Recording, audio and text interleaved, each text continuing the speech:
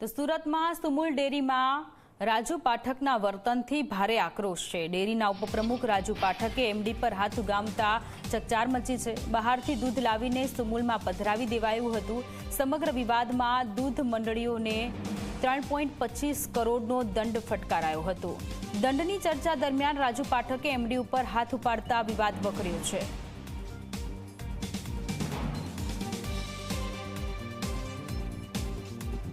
દક્ષિણ ગુજરાતની સૌથી મોટી સુમુલ ડેરીના જે ઉપપ્રમુખ છે રાજુભાઈ પાઠક ફરી એક વખત વિવાદમાં આવ્યા છે, કારણ કે આ વખતે તેમને એમડી ઉપર હાથ ઉગામવાનો પ્રયાસ કરવામાં આવ્યો છે। આપણી સાથે ડિરેક્ટર જોડાયા છે। જી જયેશભાઈ, એમડી ઉપર હાથ ઉગામવો કેટલું યોગ્ય?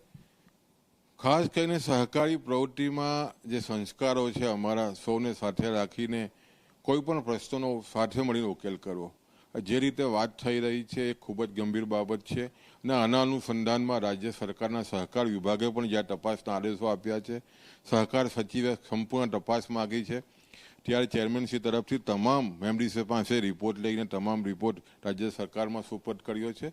ખૂબ જ ગંભીર બાબત છે અને ખાસ કરીને જે પ્રશ્ન ઉપસ્થિત થયો છે, 25 મંત્રીઓ જે રીતે બહારથી જે સસ્તું દૂધ લાવીને વેપારીકરણ જે થઈ રહ્યું છે એને અટકાવવાનો પ્રયાસ પ્રમાણિક વહીવટ માનસિંહભાઈ પટેલ જે કરી રહ્યા છે અને રૂકાવટ કરવાનું જે કામ કરી રહ્યા છે એની સામે કોઈ પણ સંજોગોમાં ચલાવી લેવાય એમ નથી અને આવનાર દિવસોમાં મક્કમતાથી જે સુમુલની છબી છે એ મક્કમતાથી સહકારી રહી એ દિશાના પ્રયત્ન માનસિંહભાઈના નેતૃત્વમાં થઈ રહ્યા છે। ત્યારે સ્વાભાવિક છે કે રાજુ પાઠક જે રીતે આ મંડળીઓને બચાવવા માટેની જે વાતો થઈ રહી છે કોઈ પણ સંજોગોમાં અમે ચલાવવા માંગતા નથી। જયેશભાઈ, કેટલા રૂપિયાનો દંડ હતો અને કઈ વાતને લઈને તેઓ ગુસ્સે ભરાયા?